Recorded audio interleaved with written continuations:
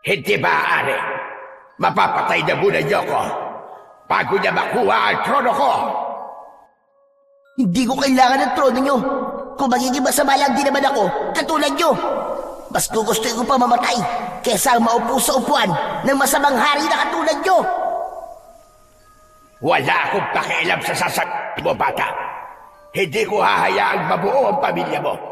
Papatayin ko kayong lahat. Hawak ko ang mga buhay niyo. Wala kayong pag-aari. Hindi nyo hawak ang mga buhay namin. At kung yan ang gusto nyo, pagbibigyan ko po kayo. Uubusin ko mga kaway nyo at ibabalik ko sa inyo ang sakit na ginawa nyo sa aking ina. Pati na ang pagkuha sa mga oras at panahon na dapat sana ay kasama ko sila. Sinira nyo ang buhay ko. Kaya wawasakin ko naman ang kahariang iniingatan nyo. Magandang araw po sa inyong lahat. Halina't samahan niyo po kung pakinggan ang buhay at pakikipagsapalaran ng isang bata na tinubuan ng pakpak ng lawin. Ang 10 taong gulang na si Jomar ay isang simpleng bata na naninirahan sa mundo ng mga tao. Paano niya haharapin ng mag-isa ang malupit na haring pumapatay sa kanyang mga kalahi? Magtatagumpay kaya siyang maibalik ang dating katahimikan sa dalawang magkalabang kaharian? Sama-sama po nating tuklasin ang mga lihim sa kanyang pagkatao sa mundo ng agroperyo. Ngunit bago po ang lahat, huwag po nating kalimutan mag-subscribe at i-hit ang notification bell sa aking YouTube channel na The Voice Addict at Apong Isaac para sa mas marami pang makapigil hiningang kwentong aswang at katatakutan mula sa mundo ng kababalaghan. Umpisahan na po natin ang kwento. Taho! Taho! Bili na kayo ng taho! Taho! Lolo, pabili nga po ng isang basong taho. Aba, talagang paborito mo ang taho ko, ane. Opo, masarap po kasi at mainit pa. Hindi po katulad dun sa isang manong na nagtitinda. Bukod po sa malamig na ang taho, nakakatakot pa po ang mga mata niya. Maitim po kasi at maitim din po mga ngipin. Dos, bakit? May nakikita ka na naman bang mga kakaibang nilalang? Guni-guni mo lang yon. Ikaw talaga bata ka. Ang dami mong sinasabi. O hayan, dinagdagan ko ng taho mo ha. Tutali, suki naman kita. Hala, talaga po. Maraming salamat po, Lolo Espilo. Napawi ang ngiti sa labi ng may 10 taong gulang na si Jomar nang makita niya ang 2 batang nakatingin lang sa kanya mula sa malayo. Panay ang lunok ng mga ito habang nakatingin sa hawak niyang baso na may laman na taho. Dala ng kanyang awa ay dumukot pa siya ng 10 piso sa kanyang bulsa. Kahit pambili pa niya yun sana ng tinapay para sa kanyang ina na naglalaba sa ilog. Balak niyang timplahan ng kape ang kanyang ina at dalhan na rin ng mamemeryenda. Kaya lang ay hindi niya kayang tiisin ang 2 bata na gusto rin tumikim ng taho. Alam niya yon dahil sa uri ng mga tingin nito sa kanya. Lolo Espilo, pabili pa nga po ng 2 pa. Ano? Bakit? Nakulangan ka pa ba sa dagdag ko sa'yo? Hindi po, Lolo. Gusto ko lang po sanang ibigay po sa kanila. Ayun po, oh. Kanina pa po silang nakatingin sa gawi ko eh. Mukhang gusto rin po nila ng taho. Wala lang talagang pambili. Kawawa naman po. Gumuhit ang ngiti sa labi ng matandang magtataho na si Lolo Espilo nang sundan nito ng tingin ang inginuso ni Jomar. Kaya naman, mabilis itong naglagay sa cup para bigyan ng taho ang 2. O hayan, huwag mo nang bayaran iyo. Dalhin mo na lamang sa kanila. Ako na muna ang maghawak ng baso mo, ha? Naku, wag na po, Lolo. Babayaran ko po. May pambayad naman po ako sa inyo eh. Isa pa, namumuhunan din po kayo sa paninda nyo. Ang dapat nga po sa inyo eh, sa bahay na lang at hindi na po nagtatrabaho. Dapat, relax na lang po kayo sa bahay nyo at nagpapahinga. Kasi matanda na po kayo. Diyos, ang batang ito, hindi pwede sa akin ang walang ginagawa. Wala sa bukabularyo ko ang pahinga-pahinga. Manghihina kagad ako. Saka, libangan ko na ito. Alam mo, iyo, masaya kong palagi kang nakikita. Natutuwa ako sa iyo dahil napakabuti mong bata. Sana ay pagpalain ka palagi ng may kapal. Sige na, lapitan mo na sila.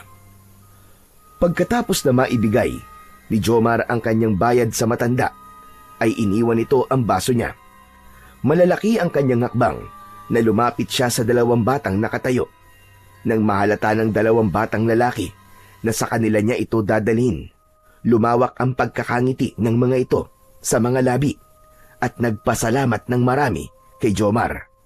Saka lang siya bumalik sa matanda para kunin naman ang kanyang baso ng taho na hawak ng matanda. Ang sarap po talaga sa pakiramdam, Lolo, ang tumulong po sa kapwa. Aba, oo naman. Walang kapantay na halagaan saya, lalo na kapag nakita mong napasaya mo sila sa iyong ginawa. Yung bang alam mong kahit kaya mo nang bilhin ang isang bagay, ngunit kapag may nakaalala sa iyong magbigay, aba, iba ang dating ng saya sa puso natin. Ganon din silang mga binibigyan natin. Oh, heto na ang baso mo. Umuwi ka na para madalhan mo na ng merienda ang iyong ina. Napakamot sa batok si Jomar. Hindi niya natatandaan na sinabi niya sa matanda ang binabalak niyang gawin. Pero nalaman yon ni Lolo Espilo kung ano ang iniisip niya. Nahabol na lamang niya ng tanaw ang papalayong matanda. Matagal na niyang kakilala ang matandang magtataho. Maraming beses na rin siyang nakakatikim ng gawa nitong taho. Hanggang sa hanap-hanapin na niya ang lasa. Kung minsan, inuuna pa siya nitong dalhan kesa sa iba. Madalas din niya itong nauhuli na nakatingin sa bahay nila, sa labas ng kanilang bakuran at naghihintay sa kanya. Kung minsan ay pinagsisimulan na yon ng away ng mag-asawa sa tuwing nakikita siyang nakikipag-usap rito. Marami rin ang nagsasabi na layuan daw niya ang matandang yon. Hindi raw ito magandang impluwensya sa kanya dahil kung ano-ano raw ang lumalabas sa bibig nito. Ngunit para sa kanya, masayang kausap ang matandang magtataho. Marami itong mga kwentong kababalagan sa kanya na gustong-gusto niyang mapakinggan. Nawala ang kanyang iniisip sa nakaraan nang marinig niya ang boses ni Mang Arnulfo habang tinatawag siya, kaya't patakbo siyang lumapit dito. Tay, bakit po? Kanina pa kitang hinahanap ha. Saan ka ba nagpunta ha?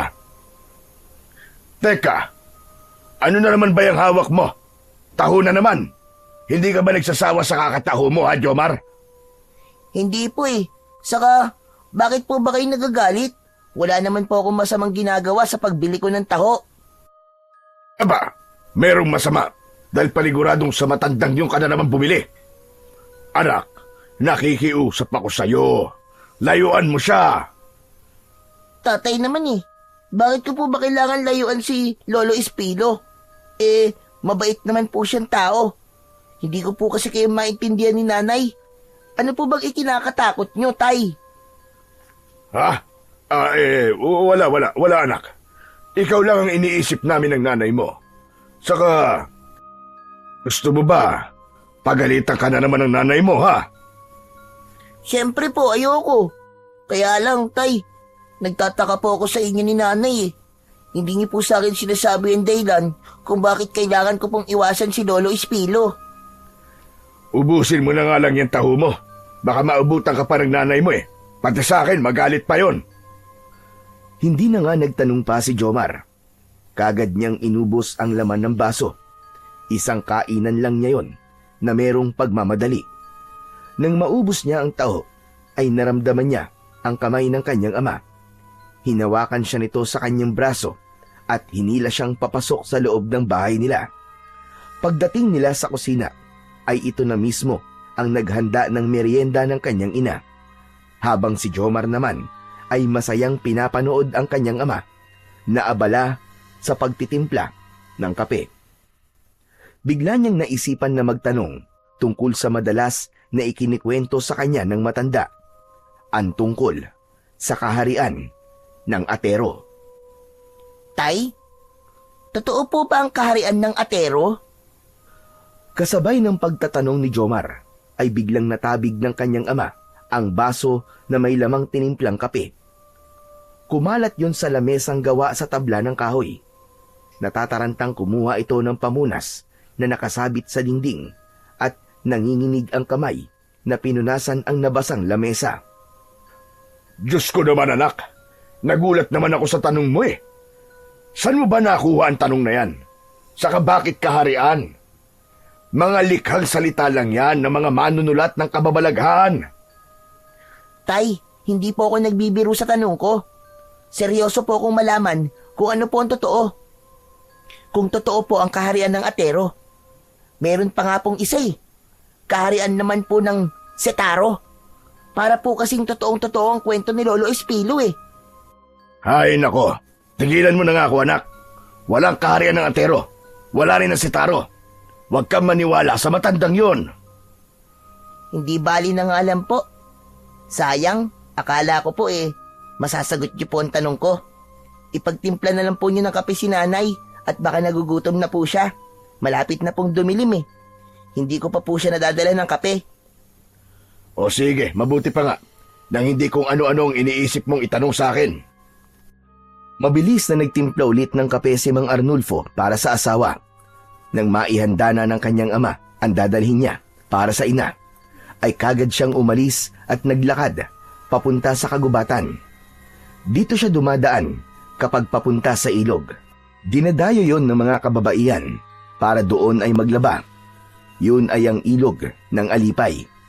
Si Aling Marites ay labandera sa mayamang angkan na nakatira naman sa bayan. Samantalang si Mang Arnulfo naman ay isang tricycle driver sa bayan. Kaya ito rin mismo ang naghahatid ng labada ng asawa.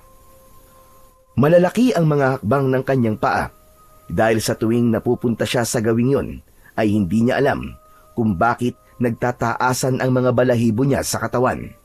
Lalo na kapag napapatapat siya sa pinakamatandang puno ng pili sa kanilang baryo.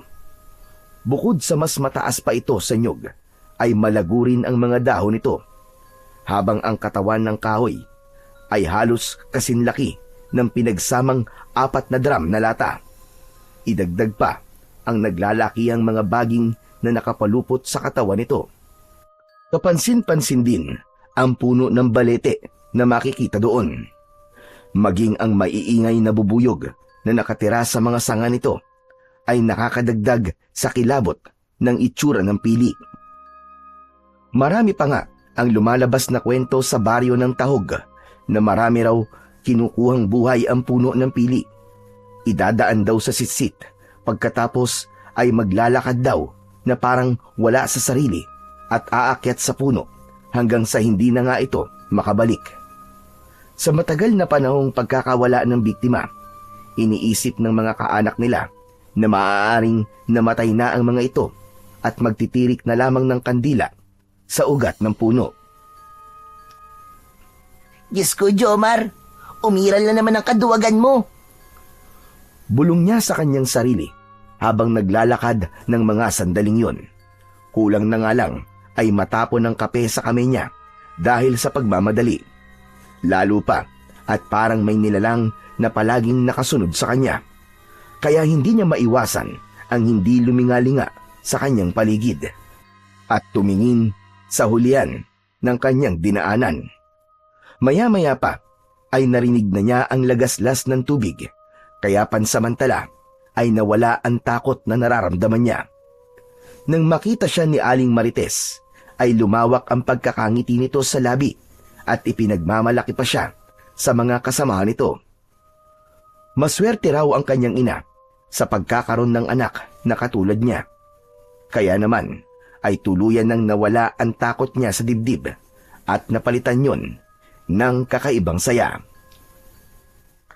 Nay, heto na po ang kape nyo. Ako na po magkukusot ng natitirang damit habang nagpapahinga po kayo. Nagpasalamat si Aling Marites sa kanya, sabay inom nito ng kape. Hindi niya na ito nabilhan ng tinapay dahil nagamit na niya ang pera, pambili sa taho ng 2 bata. Saktong uupo na lamang siya sa maliit na bangko para ituloy ang paglalaba nang magulat siya nang mapatingin sa 2 babae na kausap ng kanyang ina. Nakatingin din ang mga ito sa kanya habang nakangiti. Pero ang mga mata naman ay walang puti, kundi lahat ay itim. Maitim din ang labi ng mga ito, ganun din ang mga ngipin. Kaya naman, napaupo siya sa batuhan at nabasa ang kanyang short. Takot na takot siyang napapasigaw na hindi inaalis ang paningin sa 2 babae. Nay! Nay, aswang! Aswang ang mga babaeng kausap nyo! Nagalit ang kanyang ina sa mga sinabi niya, kaya pasimple siya nitong kinurot sa tagiliran. Sinabi nito na nakukuha raw niya yon sa madalas na pakikipag-usap kay Lolo Espilo. Ang 2 namang babae ay hindi nagbabago ang mga itsura. Mas lalo siyang natakot nang biglang tumayo ang mga buhok nito sa ulo. Doon na niya hindi napigilan ang takot. Mabilis ang kanyang tayo na hinila ang kanyang ina at pinipilit na niya itong umuwi, habang ang 2 babae ay bakas sa muka ang pagtataka at pag-aalala. Nagpalipat-lipat ang kanyang tingin sa muka ng galit niyang ina, pati na sa 2 babae na sa tingin niya ay parang mga maligno. Pero kung kumilos sa mga ito ay parang hindi nito alam na nakikita niya ang mga nakakatakot nitong itsura. Nay! Nay, umuwi na po tayo! Ayoko na po dito, nakikiusap po ako sa inyo, Nay! Umuwi na po tayo!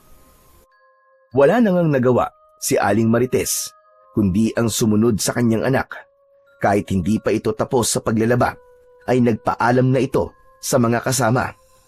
Humingi na rin ito ng pasensya sa inasal ni Jomar. Halos matapon ang mga damit sa lupa at kulang na nga lang ay kaladka rin niya ang kanyang ina, makalayo lang sa 2 babae. Ilang minuto lang ang lumipas ay narating na nila ang kanilang bahay na gawa sa kawayan at pawid ang bubong. Nagulat si Mang Arnulfo nang makita ang asawa, pati na si Jomar, habang namumutla ang labi. Oh, ano nangyari, Marites? Aba, tignan mo nga mukha ng anak natin, oh.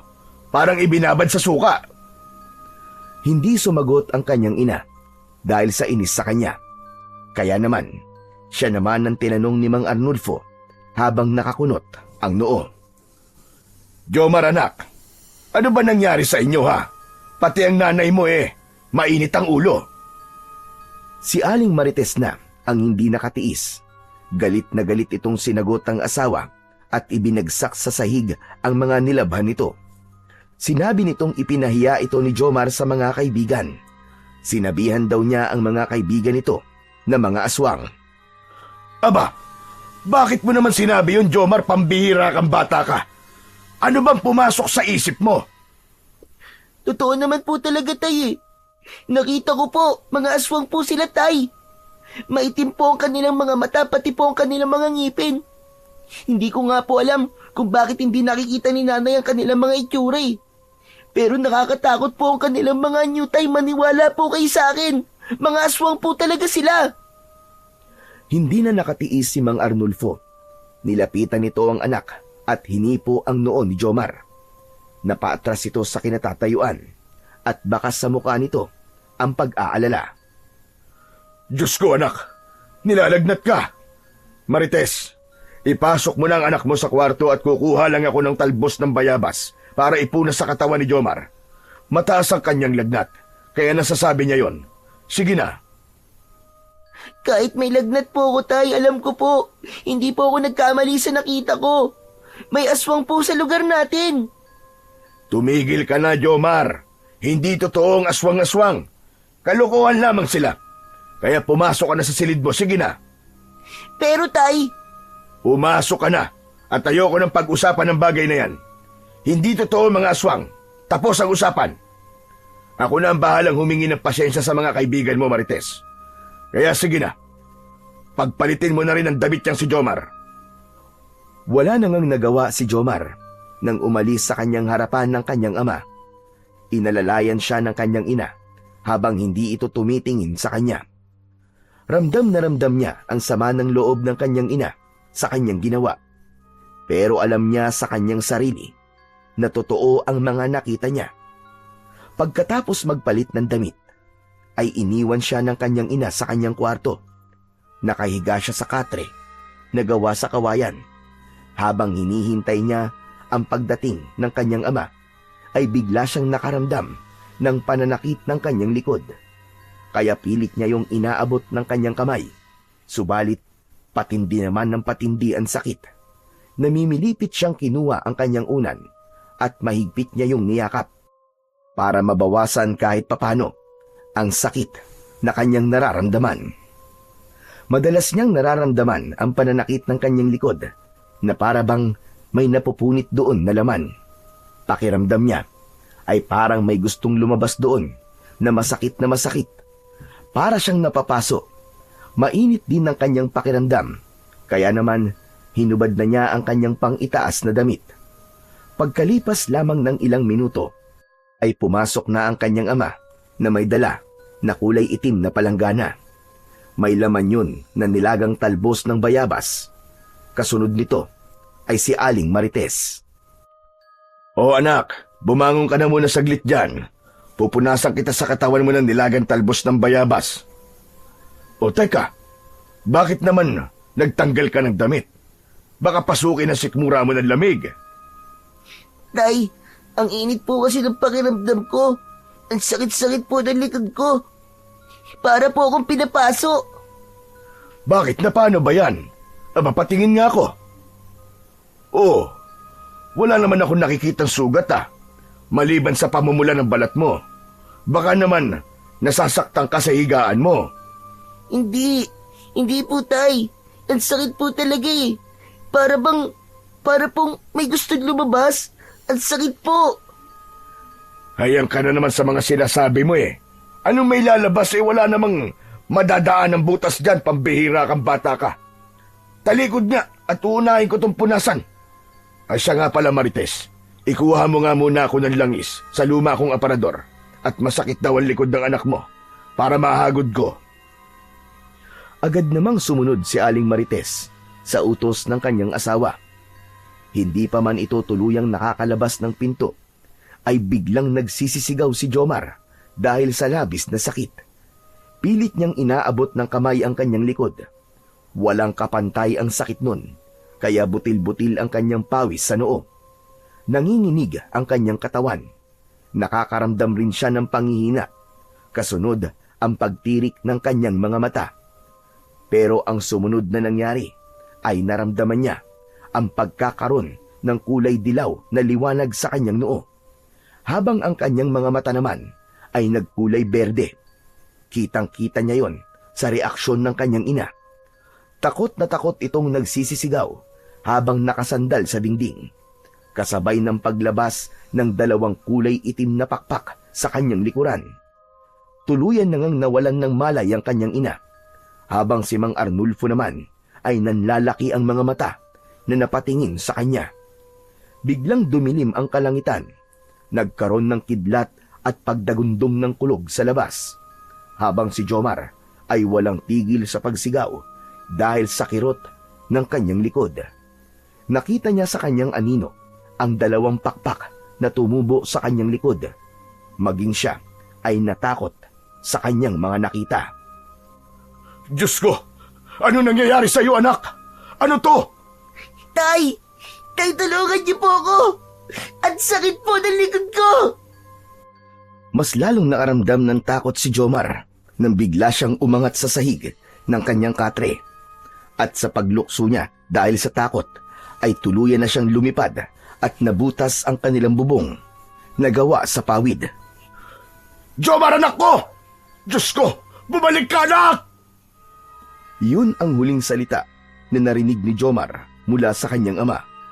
Pataas siya ng pataas sa impapawid hanggang sa makapantay na niya ang taas ng nyug. Lumipad siya ng lumipad nang walang direksyon sa impapawid. Bumangga siya sa mga sanga ng puno na naglilikha naman ng malalalim na sugat sa kanyang katawan. At kahit medyo nag-aagaw dilim at liwanag, ay kitang-kita niya ang paligid. Umikot siya ng umikot sa ere habang nagtataka pa rin siya sa mga nangyayari sa kanya. Pumatak na ang kanyang luha dahil sa pag-aalala sa kanyang mga magulang. Alam niyang natatakot na ang mga ito sa pagkakaroon niya ng pakpak. Ano to? Anong nangyayari sa akin? Bakit nagkaroon ako ng pakpak? Panaginip lang ba to? Tanong niya sa kanyang sarili habang kumakapit siya sa mga palapa ng nyog para hindi siya mapunta sa kung saan. Panay din ang pagtawag niya sa pangalan ng kanyang ama. Naguguluhan siya sa mga nangyayari sa kanya, lalo na nang biglang lumitaw ang kulay dilaw na liwanag sa kanyang noo. Parang nagkaroon siya ng hugis at sulok na marka sa noo. Pilit niyang pinupunasan yon ng kanyang kamay para mawala ang marka. Ngunit hindi niya yon matanggal-tanggal. Sa paglipad niya ay bumangga naman siya sa malaking puno ng pili. Diretso ang pagbagsak niya sa lupa. Kasabay ng paglapat ng kanyang likod sa lupa ang pagkawala naman ng kanyang pakpak sa likod. Ang kanyang mga sugat sa braso at muka ay misteryosong naghilom. Nanlalaki ang kanyang mga mata na napatingin siya sa kanyang braso. Napatayo siya na parang walang nangyari. Muli niyang hinawakan ng kanyang likod at wala na roon ang tumubo sa kanyang pakpak. Kusang lumubog yun sa kanyang likod. Inilinga niya ang kanyang paningin sa paligid at alam niyang nasa tapat na naman siya ng kinatatakutan niyang puno ng pili. Kaya naman, patakbo siyang bumalik sa kinaroroonan ng kanilang bahay. Subalit kanina pa siyang tumatakbo, ay parang hindi niya mahanap-hanap ang daan pauwi sa kanila. Muli siyang tumakbo hanggang sa bumangga sa kanyang muka ang malaking ibon. Nagulat siya, kaya nahawakan niya ito sa liig. Ganun na lamang ang panlalaki ng kanyang mga mata nang biglang natuyo ang katawan ng ibon na lawin. Nasunog yun na parang may kung anong kulay itim na usok ang pumasok sa kanyang noo. Natatakot na nabitiwan niya ang katawan ng natuyong katawan ng lawin. Hinaplos niya ang kanyang noo, subalit wala naman siyang nararamdamang butas doon. Hindi! Hindi! Hindi to maaari! Ano ba talaga ako? Sino ba talaga ako? Bakit ako nagkakaganito? At ang marka sa noo ko, bakit niya inigop ang buhay ng lawin? Diyos ko, Panginoon ko, tulungan niyo po ako! Napaluhod si Jomar at pilit na pinapakalma ang kanyang sarili. Kaya lang, isang lalaki ang dumaan sa kanyang harapan. May dala itong itak dahil napagkamalan siyang aswang. Kitang-kita niya ang takot sa mukha nito nang makita ang kulay berding liwanag sa kanyang mga mata at sa pagtama ng kanilang paningin. Nabitiwan nito ang itak. Dala ng matinding takot ay kumaripas ng takbo ang lalaki habang panay ang sigaw na may aswang. Para siyang mababaliw sa mga nangyayari sa kanya ng mga sandaling yun.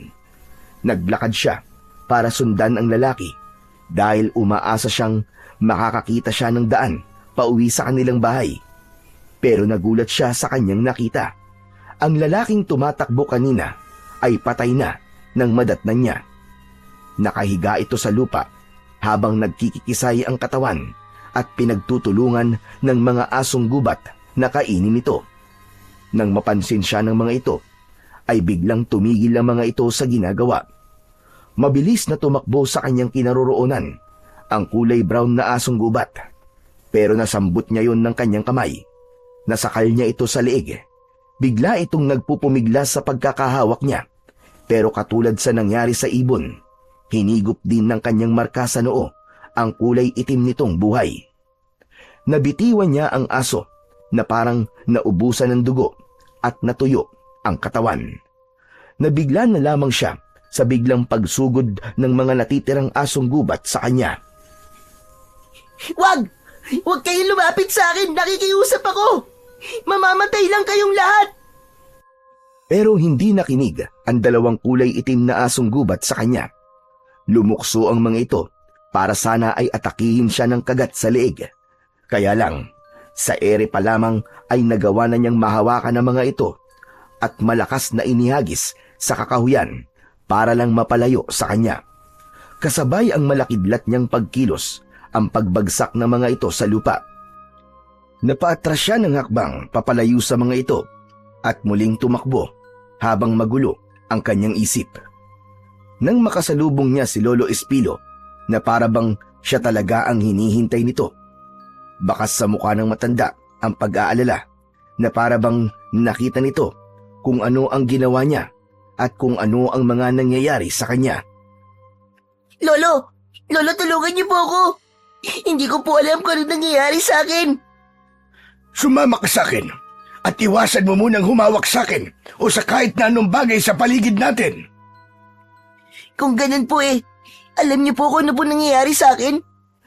Kung nakita niyo lang po ako kanina, bigla po ako nagkaroon ng mga pakpak sa likod ko. Pero teka, sandali lang po, Lolo. Kailangan ko po munang bumalik sa bahay. Alam ko po nag-aalala na sa akin sila nanay at tatay dahil po sa mga nangyayari sa akin. Mas makabubuting huwag ka na munang magpakita sa kanila, iyo. Kung nagulat ka sa mga nangyayari sa iyo, mas nagulat sila, Jomar. Kaya't sumunod ka na lamang sa akin para malaman mo ang dahilan kung bakit nangyayari yan sa iyo. Nagpalinga-linga sa paligid si Jomar dahil sa pag-aalala habang nakasunod sa matanda. Kaya lang, sa paglingon ni Jomar sa kanyang likuran, ay merong isang taong ibon ang bigla na lamang umatake sa kanila. Maging kay Lolo Espilo na nagulat din sa biglang pagdating ng mga taong ibon na may kulay asul na pakpak. Hila-hila siya ng mga ito papalayo sa matanda. Lolo! Lolo Espino, tulungan niyo po ako! Sak Lolo! Bitiwan niyo ang batang yan kung ayaw ninyong mamatay ng maaga. Pagsisisihan niyo ito kapag itinuloy niyo ang balak niyo sa kanya. Kitang-kita ni Jomar ang pagpula ng mga mata ni Lolo Espilo. Kaya maging sa matanda ay natakot na rin siya. Pakiramdam niya ay napapalibutan na siya ng mga kakaibang nilalang. Hinawakan niya ang kamay ng lalaking ibon na nakahawak sa kanyang balikat. Sumigaw ito na parang nasasaktan at sa isang iglap ay bigla itong nagkikisay at natanggal ang pakpak. Kaya naman, nakawala siya sa pagkakahawak nito. Naramdaman niya ang paglitaw ulit ng tatsulok na liwanag sa kanyang noo. At kulang na nga lang ay mabaliw siya sa kanyang mga nakita nang unti-unting may lumabas na kulay itim na usok sa katawan nito at hinigop na naman yun ng kanyang marka sa noo. Hindi ito nawala hanggat hindi natutuyo ang katawan ng taong ibon. Binalaan ko na kayo na huwag niyo itong gagawin sa kanya, pero hindi kayo nakinig. Kaya yan ang nangyari sa inyo. Ang isang natitirang taong ibon ay wala nang nagawa kundi ang lumipad papalayo sa kanila. Subalit naiwan ito ang punyal sa tapat niya. Paanong sa isang iglap ay bigla siyang nagkaroon ng ganong klaseng kakayahan. Pati na ang pagkakaroon niya ng kapangyarihan at pakpak sa likod. Akma na sanang susunod si Jomar sa matanda nang biglang dumating ang kanyang ama. Habol nito ang sariling hininga at butil-butil ang pawis nito. Tinatawag ang pangalan niya. Anak! Anak, ang tatay ito! Ano nangyari sa'yo? Tay! Tay, nandito ako! Angka na sanang tatakbo si Jomar para yakapin ang kanyang ama. Pero biglang sumigaw ng malakas si Lolo Espilo. Bakas sa boses nito ang takot para pigilan siyang wag lumapit sa kanyang ama. Humarang ito sa unahan ni Jomar. Saka lang niya naalala ang dahilan kung bakit hindi na niya pwedeng yakapin ang kanyang ama. Masaganang luha ang pumatak sa kanyang mga mata dahil batid na niya ngayon na hindi siya tunay na anak ng kanyang mga nakagisnan na magulang dahil sa pagiging ibang uri niya sa mga ito. Parang sinasaksak ng kutsilyo ang kanyang puso dahil mahal na mahal niya ang kanyang mga magulang at hindi niya kayang tanggapin na hindi siya totoong nanggaling sa mga ito. Tay, bakit po kayo nagsinungaling sa akin ni nanay? Jomar anak, makinig ka muna. Anak kita, at yun ang mahalaga. Huwag na po kayo magdahilan, Tay. Sapat na po sa akin ang mga nangyayari sa akin ngayon. Bakit po ako tinubuan ng pakpak ng lawin? Lawin din po ba ang mga magulang ko? Anak, huwag mong sabihin yan. Anak kita. Dugo at laman kita, anak. Sino ba nagsabi niyan sa'yo? Ang matandang yan? Sabi ko naman sa'yo na huwag kang sasama at makikinig sa kanya. Wala akong sinasabi sa kanya, Arnulfo. Natagpuan ko lang siya rito habang pumapatay ng mga taong ibon. Usan nang lalabas ang tunay niyang pagkatao dahil nasa tamang edad na siya. At kahit na anong gawin niyong pagtatago sa katotohanan, ay lalabas at lalabas pa rin ang totoo niyang pagkatao. Kaya huwag mo sa akin ibunto ng sisi. Matagal ko kayong pinagbigyan dahil sa utang na loob ko sa inyo. Kaya sana ay huwag naman ninyong ilayo sa akin ang aking apo. Teka. Apo? Apo niyo po ako, Lolo Espilo? Tama ka lang narinig, Jomar. Ako lang ang makakatulong sa'yo. Wala nang iba. Dahil ako ang lolo mo. Ako lang ang kauri mo rito. Pero, paano po nangyari yun? Sino po ang mga magulang ko? Hindi ito ang tabang oras para pag-usapan yan, apo. Dahil nahanap na tayo ng mga alagad ng Sitaro. Paniguradong nakarating na rin kay Haring Derto na buhay ka. Nasa panganib ang buhay mo, maging ang buhay ng mga kumupkup sa'yo. Kaya't sa ayaw mo at sa gusto, kailangan mo nang sumama sa akin sa agroperyo. Anak, huwag kang sumama sa kanya. Mahal na mahal ka namin. Huwag mo kaming iiwan ng nanay mo. Hindi niya kakayaning mawala ka, nakikiusap kami, anak. Tay, Napaluhod ang kanyang ama sa lupa habang humihingi ito ng tawad sa kanya. Subalit hindi niya ito pwedeng hawakan o malapitan man lang. Kaya nagpalipat-lipat na lang ng tingin ang bata sa matanda at sa kanyang ama na walang tigil sa pag-iyak habang nakikiusap sa kanya. Mahal niya ang kanyang ama. Kaya lang, pagkatapos niyang maranasan ang mga nangyari kanina, gusto niyang mas makilala pa niya ang kanyang sarili. Gusto rin niyang malaman kung ano ang markang lumilitaw sa kanyang noo at kung bakit ito humihigop ng mga buhay. Marami siyang mga tanong na nasa kanyang isip at si Lolo Espilo lamang ang makakasagot nun. Tay, patawarin niyo po ako. Ngunit kailangan ko po munang sumama kay Lolo Espilo. Mabilis na tumayo si Mang Arnulfo para habulin ang anak. Sinubukan nitong hawakan si Jomar sa braso. Subalit mabilis na humarang ulit si Lolo Espilo. Kaya lang, dala ng bugso ng damdamin ni Mang Arnulfo. Sinuntok nito ang matanda sa muka. Bumagsak si Lolo Espilo sa lupa. Akma na sanang aatakihin pa ito ng suntok ni Mang Arnulfo. Ngunit malakas na sumigaw si Jomar para pigilan ang kanyang ama. Tay, tama na! Pinipigilan po kayo ni Lolo Espilo. Hindi po para ilayo ko sa inyo. Ginagawa niya po ito dahil ayaw niya pong mapahama kayo. Tay, hindi po ako galit sa inyo. Nagpapasalamat pa nga po ako dahil inalagaan niyo po ako. Pero sa ngayon, Tay, hayaan na po muna niyo akong alamin kung bakit po ako nagkakaganito. Ayoko, Jomar. Hindi kita bibitiwan o susukuan.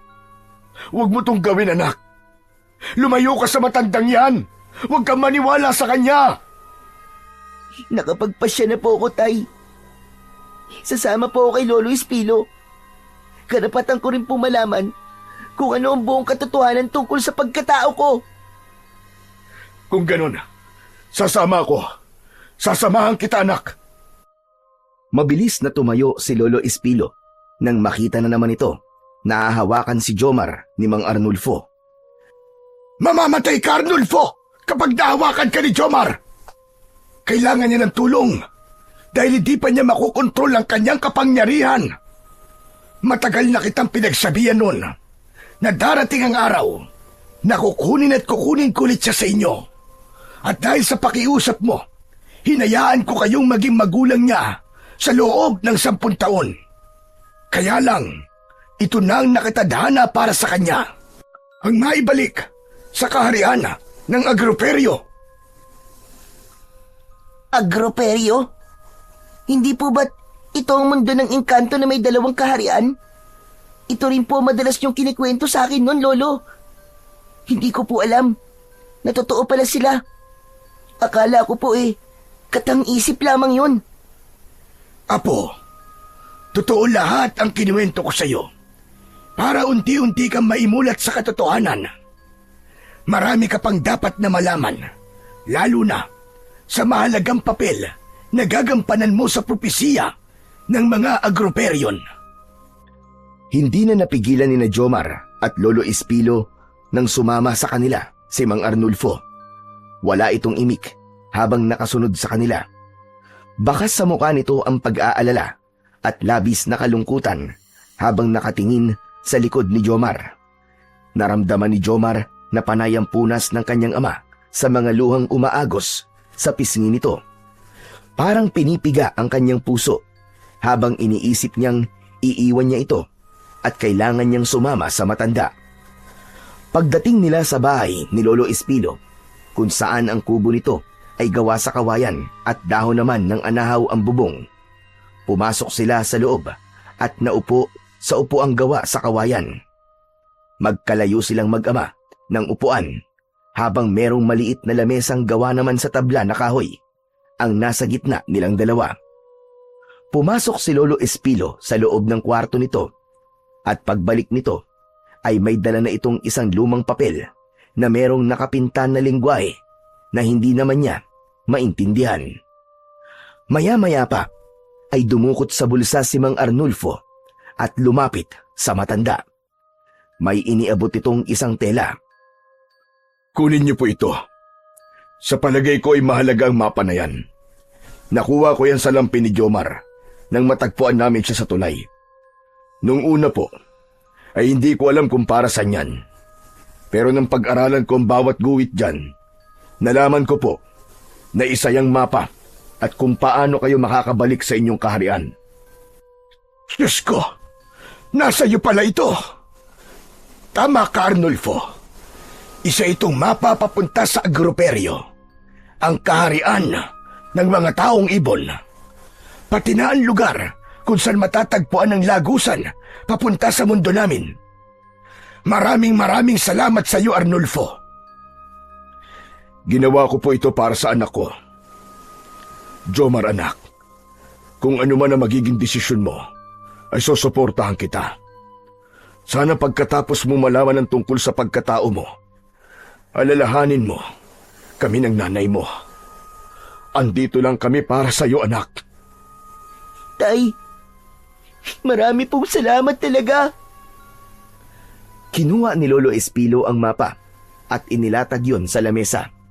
Pagkatapos ay binuksan naman ito ang maliit na baul na halos kasing lapad lamang ng palad ni Lolo Espilo. Dinukot nito ang hugis at sulok na bato na merong nakaukit na salita sa gitna na hindi rin niya maintindihan ang lingwahe. Ito ang susi ng lagusan, papunta sa mundo ng Agroperyo. Marami ang nakapasok na taong ibon sa mundo ng mga tao nang tumakas ako sa kaharian ko. Ako, si Haring Espilo ng Atero. Itinakas kita, Apo, laban sa hari ng mga Setaro na si Haring Derto. Balak nilang paslangin ka dahil sa isang babaylan na humula sa iyong kapalaran. Ayon sa propesiya ng Agroperyo, ikaw ang batang nakatakdang pumatay sa hari ng mga Setaro. Ikaw ang magtataglay ng pinakamalakas na kapangyarihan na kayang lumusaw sa buong kaharian. Dahil ikaw ang anak ng prinsipe ng Setaro at prinsesa ng kaharian ng Atero. Naniniwala silang ang bunga ng kanilang pagmamahalan ay magkakaroon ng kapangyarihang walang kapantay. At yan ang simbolo, ang marka na makikita sa iyong noo na may kakayaang humigop ng malakas na enerhiya sa sino mang mahahawakan ng iyong kamay. Kaya pala, natutuyo po ang katawan ng bawat mahawakan ko. Prinsesa at prinsipe ng magkaibang kaharian ng mga magulang ko. Kung ganun po ang hari po ng Sitaro ay lolo ko rin po. Paano niya po magagawang patayin ako kung alam naman po niyang apo niya ako? Simple lang ang sagot. Para sa trono, hindi niya iisipin na apo ka niya. Grabe, ang sama naman po niya. Ang lupit po niya. Tama ka. At ang tungkol sa dalawang kaharian na dating magkaibigan, ngayon ay mortal nang magkaaway.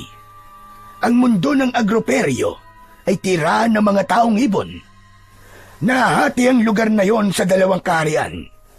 Ang kaharian ng Atero na merong sandatang espada at ang kaharian naman ng Sitaro na may armas na pana. Dati silang magkaibigang kaharian.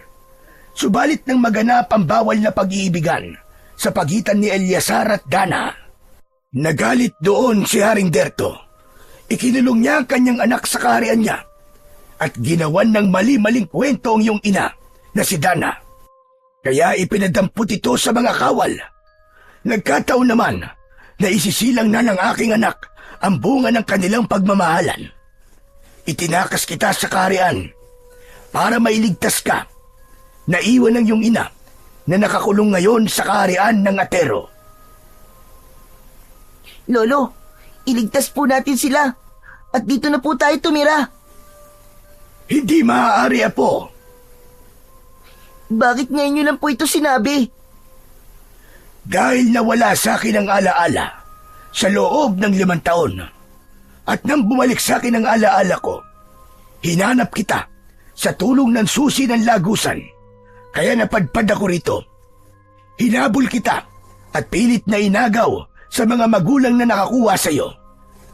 Pero nakita ko ang pagmamahal nila sa iyo, kaya't hinayaan kitang mabuhay kasama nila. Kaya lang kanina, nang bumili ka sa akin ng taho at gumawa ka ng kabutihan sa iba, unti-unti nang lumalabas ang marka sa iyong noo. Kaya naman, sinundan na kita simula na maghiwalay tayo kanina. Kaya nalaman kong nakikita mo na rin ang mga ibang elementong nakalabas sa mundo namin. Yun ay ang 2 babae sa ilog. Kung ganyan po totoo po ang mga nakita ko. Nasaan po ang mga magulang ko? Si Prinsipe Eliasar. Nakakulong pa rin siya hanggang ngayon sa kaharian ng Sitaro. Ang iyong ina na anak ko naman ay nakakulong sa aking kaharian. Apo, tulungan mo ko. Iligtas natin si Dana. Baka pumapahamak ang anak ko, Lolo Espilo, kapag nalaman ng hari ng Sitaro na buhay ang nakatakda. Paano po si Jomar? Papatayin nila ang anak ko. Nakikiusap po ko sa inyo. Huwag na ninyong ituloy ang binabalak nyo. Alang-alang po sa kaligtasan ng anak ko. Malakas ang kapangyarihang taglay ni Jomar Arnulfo at siya lang ang makakatapat sa hari ng mga Sitaro. Apo ko siya at nag-aalala rin ako para sa kanyang kaligtasan. Kaya lang, bihag ng matandang yon ang buo naming kaharian. Para sa kanya, walang anak-anak o pamilya na dapat niyang pahalagahan. Ang mahalaga kay Haring Derto ay ang kapangyarihan at katayuan sa Agroperyo. Kaya niyang patayin maging ang sarili niyang anak. Matagal na kami rito sa mundo ng mga tao. Kailangan na naming wakasan ang pag-ahari ng masamang nilalang na yon. At ako, Lolo, paano ako makakalaban sa kanila? Hindi ko nga po alam kung bakit nangyayari ito sa akin. Kailangan na muna ng isang pagsasanay, Apo, sa pagkontrol ng pagpapalabas mo ng iyong pakpak. Naiiba rin sa lahat ang kulay itim mong pakpak. Malalaman nila kagad ang pagkatao mo kapag nakita nilang lumabas ang iyong bagwis. Kaya ang pagkontrol sa kapangyarihan at sa pakpak mo, ang dapat mo munang pag-aralan. Paano naman po ang marka po sa aking noo? Markang buhay ng pinaghalong dugong bugaw. Yan ang pinakamalakas mong kapangyarihan na walang kapantay. Kailangan na muna natin pumasok sa mundo ng agroperyo at kunin ang maiwagang punyal para sa pagkontrol sa markang yan. Huwag kang mag-alala, Apo. Nasa likod mo lang ako. Anak, talaga bang sasama ka sa kaharian nila? Kailangan po, Tay. Ililigtas ko po ang mga magulang ko. Pero pangako po, babalik po ko. Babalik po ko sa inyo ni Nanay. Matagal kong hinintay ang pagkakataong ito na maisama ng pabalik si Jomar para sa muling pagkakaroon ng katahimikan sa mundo naming mga taong ibon. Hindi namin alam kung may pamilya pa kaming madadatnan. Kaya't sana naman, Arnulfo, maluwag mong tanggapin ang pag-alis namin sa mundo nyo. Pero, paano naman si Marites? Hindi niya alam na aalis ang anak namin. Hindi ka man lang ba magpapaalam sa kanya, Jomar? Wala nang oras. May nakatakdang araw lang ang pagbubukas ng lagusan gamit ang susi na to. At ngayon na ang pagkakataong yun. Kapag pinalampas pa namin ito, maghihintay na naman kami ng 1 buwan. Nangihinang napaupo na lamang si Mang Arnulfo sa upuang paharap kay Jomar. Sunod-sunod din ang buntong hininga nito at ramdam ni Jomar ang bigat sa kanyang dibdib. Naiwan si Mang Arnulfo sa bahay ni Lolo Espilo. Habang sila namang dalawa ng matanda ay naglakad dalaan susi ng lagusan. Nagtataka siyang bumalik sila sa puno ng pili at tumigil sa tapat nun habang ang bilog na buwan ay nakatapat mismo ang sinag sa puno. Hanggang dito na lamang tayo, Apo. Handa ka na bang pumasok sa mundo natin? Opo, Lolo Espilo. Handa na po ako. Pero, ano po bang ginagawa natin sa tapat ng pili na to? Ang punong ito ang lagusan, papunta sa mundo ng agroperyo. Kung mapapansin mo, hindi lang puno ng pili ang punong ito. Dahil ang kalahating katawan nito ay puno ng balete na siyang ginagawang lagusan ng mga engkanto. Kaya kailangan mong maging handa sa pagpasok natin sa loob dahil kakaiba ang mga nilalang na nakatira doon. Lahat sila ay kauri natin. Subalit ikaw lang ang magtataglay ng kakaibang pakpak. Kaya agaw pansin sa lahat ng mga nilalang roon ang pagpasok mo. At upang hindi makalikha ng kaguluhan, ay kailangan mong pag-aralang kontrolin ang paglitaw ng pakpak ng lawin sa likod mo. Itinaas ni Lolo Espilo ang susi nito at nagulat si Jomar sa pagkakaroon ng liwanag sa hawak na susi ng matanda. Kasunod ang pagbukas ng bilog na lagusan sa katawan ng pili. Halos masilaw si Jomar sa liwanag ng lagusan. Maya-maya pa ay naramdaman niya ang malamig na hangin at malakas na puwersang humigop sa kanila papasok sa loob. Napapikit siya dahil parang dumaan sila sa madilim na bahagi ng lagusan at pagmulat ng kanyang mga mata ay namangha siya sa kanyang mga nakita. Napakaraming taong ibon ang lumilipad sa himpapawid. Kasunod ang malalakas nitong mga huni na masakit sa kanyang tenga. Bigla siyang hinila ni Lolo Espilo at nagtago sa isang malaking bato sa gilid ng lagusang nilabasan nila. Saka sila sumilip sa kanilang pinagkukublihan. Bakas sa mukha ng kanyang lolo ang pag-aalala sa malaking pagbabago ng kaharian nito. Lolo, bakit po tayo nagtatago?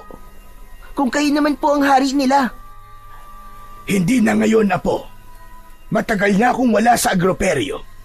Kaya nagulat ako sa malaking pagbabago ng mundo ng mga taong ibon. Nakikita mo ba ang mga taong ibon na panay ang lipad sa impapawid? Ang mga kulay asul nilang pakpak ay indikasyong sila ang mga kawal ni Derto. Mapanganib sila at mas malakas kumpara sa aking humihinang kapangyarihan. lalo na ang kanilang mga sandatang pana. Kaya magtago lamang muna tayo rito. Hintayin nating makaalis sila. Pero, kaya ko po silang labanan, di ba? Hindi pa sa ngayon, Jomar.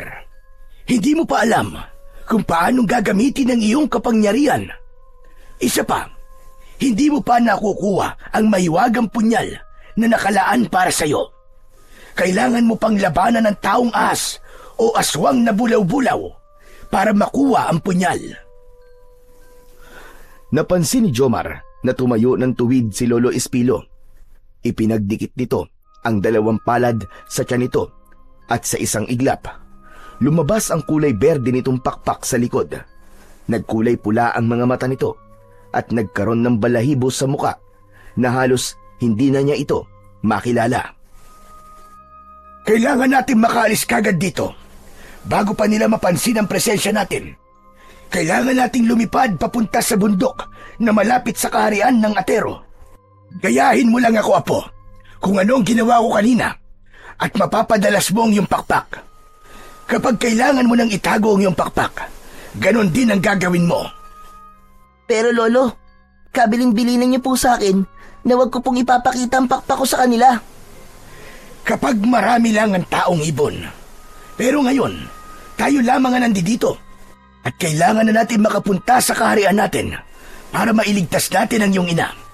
Alam kong doon nila itinatago ang mahiwagang punyal. Ganun nga ang ginawa ni Jomar at nagulat siya sa paglabas ng kulay itim na pakpak.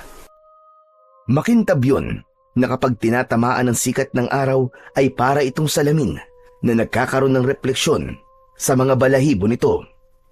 Sinimulan ng matanda ang pagtalon at ginaya niya rin ang ginawa ng kanyang lolo. At yun na nga, sabay na silang lumipad sa himpapawid. Habang nandito tayo, ay unti-unti ka na rin nagsasanay sa paglipad. Kailangan mo lang makontrol ang iyong kapangyarihan para maisagawa natin ng maayos ang ating plano para maitakas ang iyong ina. Parang nakalimutan ni Jomar ang kanyang mga alalahanin sa ganda ng tanawin na nakikita niya ng mga sandaling yon. Patuloy sila sa paglipad habang ang malamig na hangin ay humahampas sa kanyang muka. Nakangiti siyang pinagmamasdan ang mga nilalang sa ibaba na walang kaalam-alam na dumating na ang tagapagligtas. Maya-maya pa ay tahimik silang bumaba sa tuktok ng malaking palasyo. Kitang-kita ang katahimikan sa buong paligid na parang inabandona na yon. Ngunit may mga nakatayong kawal sa ibaba ng palasyo na nagbabantay naman sa lahat ng lagusan o pintuan. Mukhang naririto pa rin ang anak ko, Jomar. Sandali po, Lolo. Parang hindi po maganda ang kutob ko sa katahimikan ng paligid. Hindi po ba kayo nagtataka na parang sobrang tahimik po? Inilinga ni Lolo Espilo ang paningin nito at muling napatingin sa ibaba ng palasyo. Mula sa bubong ay tanaw na tanaw nila ang pagdating ng mas maraming kawal. Napataklob sa sariling palad si Jomar nang makita ang mga kauri ng kanyang lolo. Sabay-sabay ang mga ito na pinugutan ng ulo sa harap ng palasyo. Dahil sa bilis ng pangyayari ay hindi nakagalaw ang maglolo. Kitang-kita nilang umagos ang mga dugo ng kaawa-awang mga biktima sa sementadong sahig ng palasyo at para itong basura na basta na lamang iniwan sa daan. Bumaba ang maraming ibon at pinagtutuka ng mga ito ang katawan ng mga taga-Atero. Lolo, ano po ito? Hindi niyo po sinabi sa akin na ganito po kalupit ang mga kawal ni Haring Derto. Hindi ko rin alam na ganito nakalala sa kaharian ko. Napatungo si Lolo Espilo at nagpunas ng luha sa mga mata habang pinagmamasdan ang mga tauhan nito sa ibaba ng kanilang kinaroroonan. Sinulyapan ni Jomar ang nakasaradong pintuan sa tuktok ng palasyo. Dahan-dahan siyang humakbang papalapit roon at bahagya niyang itinulak ang pinto. Anong ginagawa mo? Hindi tayo maaaring pumasok sa loob. Baka may mga kawal na nakabantay sa loob ng aking palasyo. Wala pong mangyayari. kung mananatili po tayo sa tuktok ng pasilyo nyo, Lolo. Hindi ko po kayang panoorin na lang po na unti-unti silang pinapatay ng mga kawal ni Haring Derto. Pero bago ka pa lamang sa larangan ng pakikipaglaban sa kanila, baka mamaya may panganib na nakaabang sa atin dito sa loob. Huwag po kayong mag-alala, Lolo. Babawiin ko po ang kahariang kinuha nila sa inyo. At si Nanay po, iniligtas ko po siya. Papatayin ko po ang lahat ng humarang sa akin. Hindi ko po kailangan matakot sa kanila at magtago. Ako po ang dapat nilang katakutan. Dahil ako po ang batang nakatakda para tuluyan ang tuldukan ng paghahari nila sa mundo ng agroperyo. Wala nang nagawa si Lolo Espilo nang pumasok na sa loob si Jomar. Maingat at magaan ang hakbang ng kanyang mga paa habang pababa sa hagdan. Ang kanya namang tainga ay pilit na pinapakinggan ang ingay sa paligid. Subalit tahimik ang loob ng palasyo. Tanging ang mga sululang sa madidilim na bahagi ang nagbibigay liwanag sa loob. Biglang naramdaman ni Jomar ang malakas na puwersang humihila sa kanya papunta sa nakasaradong pintuan. Idinikit niya ang kanyang tenga, pati na ang kanyang palad sa pinto, at ganun na lamang ang panlalaki ng kanyang mga mata. Nang marinig niya na may parang pinagsasamantalahan na babae sa loob ng kwartong yun. Wala na po akong pakialam kung marinig nila tayo. Baka si Nanay na po ang nagmamay-ari ng boses na yon. Isang malakas na pagsipa sa pinto ang ginawa ni Jomar. 3 beses niyang itinulak ang pinto at nagulat siya sa nadatnang eksena. Isang magandang babae na may kadena sa kamay at paa ang nakita niyang pinagtutulungang halikan ng 2 kalalakihang may mga nakalabas na pakpak sa likod. Nangangahulugang kawal yun ng mga sitaro. Tila nag-aagawan ng mga ito sa kung sino ang mauuna sa babae. Nakangisi ang mga itong hinarap si Jomar, habang ang babae ay patuloy lamang sa pag-iyak na pilit nagpupumiglas sa pagkakagapos sa kadena. Hindi na kayo nahiya. Pinagsasamantalaan niyo ang kahinaan ng aking ina. Ang mga ngiti sa labi ng 2 kawal ay nawala. Nagbago ang kulay ng mga mata ni Jomar. Nagkulay berde yun at lumabas ang marka sa kanyang noo. Itinaas niya ang kanan niyang kamay, kasabay ng kanyang pagsugod sa mga ito. Bawat pag-atake ng mga ito ay mabilis na iniiwasan ni Jomar. Nahawakan niya ang leeg ng lalaking nakaluhod sa sementadong sahig at ipinakita niya sa kasama nito kung paanong sinipsip ng kanyang marka sa noo ang buhay ng lalaki. Binitiwan nito ni Jomar na ang itsura ng katawan ay parang naubos na ang dugo. Nagkulay itim ang katawan nito at natuyo na parang kahoy. Pinalingan niya ang isa pang lalaki na nakasiksik sa gilid ng pader, habang si Lolo Espilo naman ay umiiyak na inalisan ng kadena ang nakagapos na anak na si Dana. Nawalan ito ng malay dahil sa sobrang takot. Kaya naman, hindi na napigilan pa ni Jomar ang bugso ng kanyang damdamin. Hinawakan niya ang leeg ng isang lalaki at hinayaan niyang higupin ang buhay nito ng marka sa kanyang noo. Habang ang mga nakuha naman niyang espada ay pinagtig-isahan naman nila ni Lolo Espilo. Tulungan mo ko, Jomar. Alalayan natin ang nanay mo. Dalhin natin siya sa mas ligtas na lugar. Paano po ang punya, Lolo? Kayo na lamang po magdala kay Nanay at magkita na lamang po ulit tayo sa lagusan. Kailangan nating mailayo si Nanay rito. Hindi tayo pwede sa lagusan niyo. Babalikan kagad kita rito. Mag-iingat ka sa pagkuha ng punyal. Dahil kailangan mo munang matalo ang taong ahas na nagbabantay sa sandata.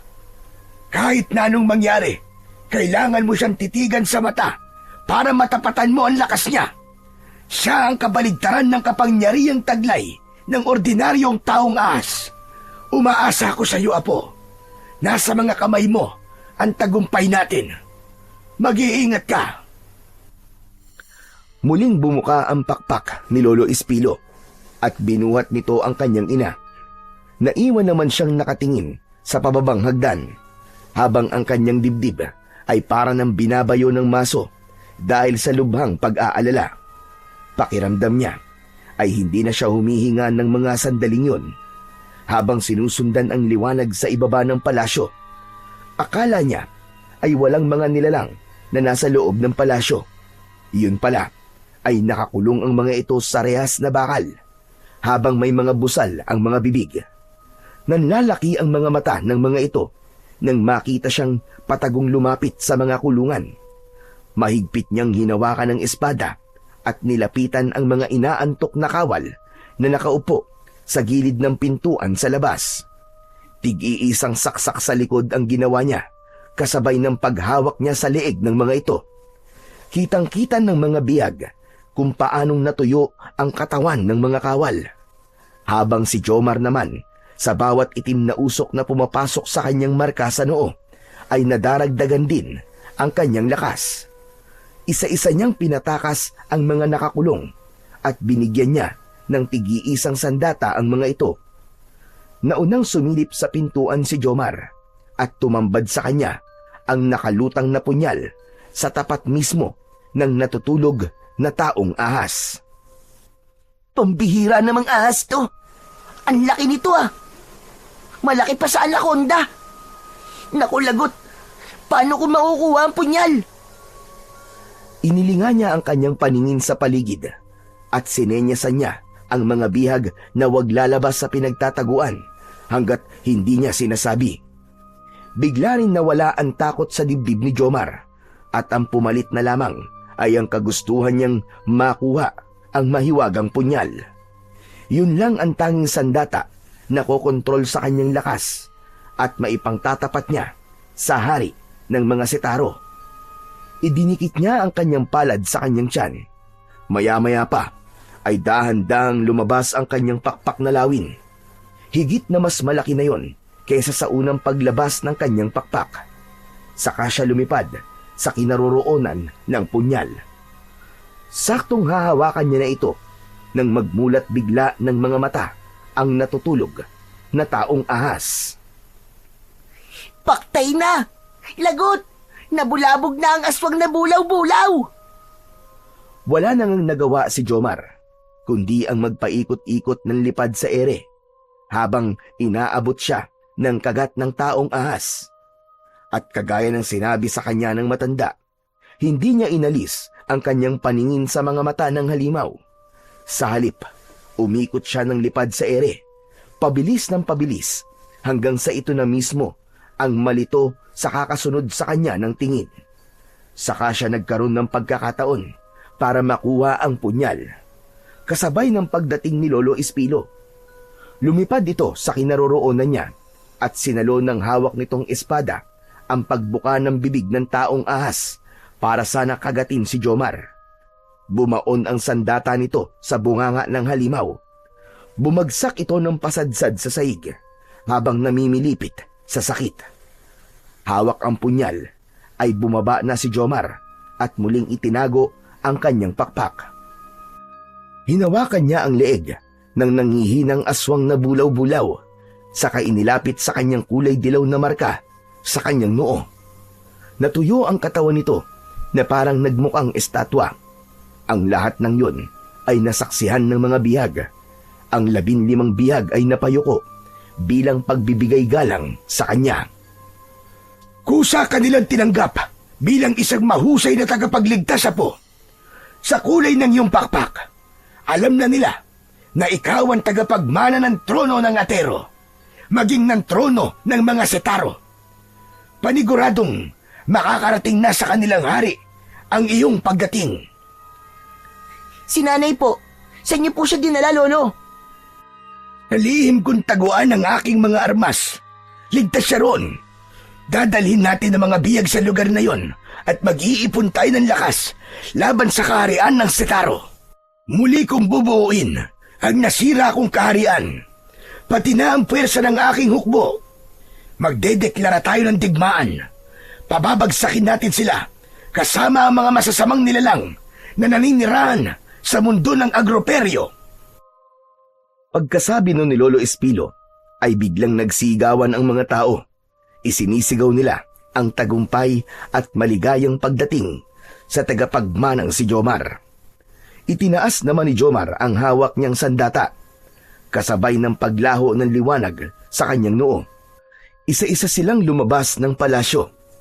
Inilibing nila ang mga napugutan ng ulo na kaanak ng mga bihag. Napuno ng paghihinagpis ang buong atero habang ibinabaon ang katawan ng mga kaanak nila. Pumatak ang luha ni Jomar. Bigla siyang naging apektado sa nangyayari sa kaharian ng kanyang lolo. Sa isang sulok ng kanyang puso ay may kirot din. Dahil ang mismo niyang kakalabanin ay ang kanyang lolo naman sa kanyang amang, si Eleazar. Pagkatapos nilang maisagawa ang isang ritual ng pamamaalam, ay lumipad sila sa himpapawid para puntahan ang kanyang ina sa pinagdalhan dito ng kanyang lolo. Kaya lang, habang nasa ere sila, ay merong ilang taong ibon ang bumagsak sa lupa na may tama ng palaso sa dibdib. Inatake sila ng mga kawal ni Haring Derto at ito mismo ang nangunguna sa mga kawal nito. Hindi niya napaghandaan ang mga sumunod na pagkilos ng mga kawal dahil nilambat ang kanyang lolo Ispilo at nadala ito sa maulap na lugar, papalayo sa kanya. Salamat naman at nagkaharap na tayo, mahal kong apo. Tumigil ka! Wala akong lolo na ubod ng sama. Nandang pumatay ng anak para sa kanyang trono. Sakim ka, lolo. Kaya hindi kita kikilalanin bilang ama ng aking ama. Wala akong kadugong masama. Hindi rin naman kita matatanggap sa buhay ko. Dahil ayon sa propesiya, ikaw mismo ang papatay sa akin. Kaya uunahan na lamang kita. Hindi ka magtatagumpay. Sisiguraduhin ko yun. Ito na ang katapusan ninyong lahat. Babawiin ko ang kahariang ninakaw nyo sa nanay ko. At sa pagtaas ng hawak na punyal ni Jomar, lumikhayo ng liwanag at sa paglipad niya pasugod sa kinaroroonan ni Haring Derto, umapoy ang kanyang sandata at tinamaan ng apoy ang mga kasamahan ng hari. Isa-isang bumagsak ang mga ito, pasadsad sa lupa. Ibalik niyo ang lolo ko, pati na ang ama ko, kung gusto niyo pang mabuhay. Iwinasiwas ni Jomar ang kanyang punyal sa hangin at lumikhayon ng malalatigong apoy. Hinagupit niya si Haring Derto at tinamaan naman ito sa leeg. Pansamantala itong nawala sa kanyang paningin, habang ang mga alagad nito ay isa-isa na ring bumababa sa lupa dahil sa takot sa kanya. Sinundan niya ang mga ito. Paglapat ng kanyang paa sa lupa, ay mabilis niyang inilinga ang kanyang paningin sa paligid. Biglang tahimik at pakiramdam niya ay wala siyang kasama. Hanggang sa lumitaw ang kulay dilaw na liwanag sa kanyang noo. Para siyang itinuturo kung saan nagtatago ang kalaban. Sa paghakbang niya ay muntik na siyang tamaan ng palaso sa dibdib. Kaya lang ay nagawa niyang maiwasan yun. Hinagupit naman niya ng kanyang malalatigong punyal ang nilalang na nagtatago sa halamanan. Napuluputan ito ng latigo sa leeg, sabay hila niya rito papalapit sa kanyang kinatatayuan. Mabilis niya itong hinawakan sa braso at hindi niya ito binitiwan hanggat hindi nauubos ang kulay itim nitong usok mula sa katawan nito. Nang bitiwan niya ito, ay bumagsak ito sa lupa at natuyo ang katawan nito na parang isang nabulok na kahoy. Hindi ito maaari. Bakit sa iyo ipinagkaloob ni Bathalang Agroperyo ang kapangyarihang yan? Dapat ay sa akin yan. Ibigay mo sa akin yan, kapalit ng iyong pinakamamahal na lolo Ispilo. Akin na, at hindi ka masasaktan. Pinapangako ko sa iyo. Ang magkahalong dugo ng Setaro at Atero lamang ang magtataglay ng ganitong kapangyarihan. Hindi mo ito makukuha sa akin, sapagkat nagtataglay ito ng liwanag na kayang pumatay sa sino man magtatangkang humawak sa akin. Kaya binibigyan ko pa kayo ng pagkakataong mamili. Ang ibalik sa akin si Lolo o ipahiya ko po kayo sa nasasakupan nyo na ang kanilang haring tinitigala ay mahina at walang silbi. Sa halip na sumagot si Haring Derto kay Jomar, ay tumawa ito ng ubod ng lakas na parabang ng aasar. Mas lumapit pa ito sa kanya at ipinakita ang kulay asul nitong kwintas. Gumuhit ito ng pabilog sa hangin, sabay bulong dito ng mga kataga. Hindi ako magiging hari kung naging mahina ako. Ang akin lang ang kinukuha ko. Isa lang naman ang ikinakagalit ko sa kaharian ng Atero. Ang buhay ng batang nakatakda na papatay daw sa akin. Isa yung pagtataksil, hindi ba? Kaya naman, bilang kaparusahan, ikinulong ko ang iyong ama kasama ang mga taksil niyang alagad habang nasusuklam siya sa iyong ina dahil sa mga gawa-gawa ko lang nakwento. Sa katunayan, para mas maging makatotohanan, araw-araw kong ipinapagalaw sa mga tauhan ko si Dana. Parang pinagsakluban ng langit at lupa si Jomar sa kanyang mga narinig mula kay Haring Derto. Hindi niya akalain na dumanas ang kanyang ina ng ganong kababuyan. Tila nawala ang pag-aalinlangan sa dibdib ni Jomar. Napalitan yun ng puot. Pumatak ang masagana niyang luha sa mga mata at mabilis na tumakbo papalapit kay Haring Derto. Dala ng kanyang bugso ng damdamin. Isang pagkakamali pala ang nagawa niya.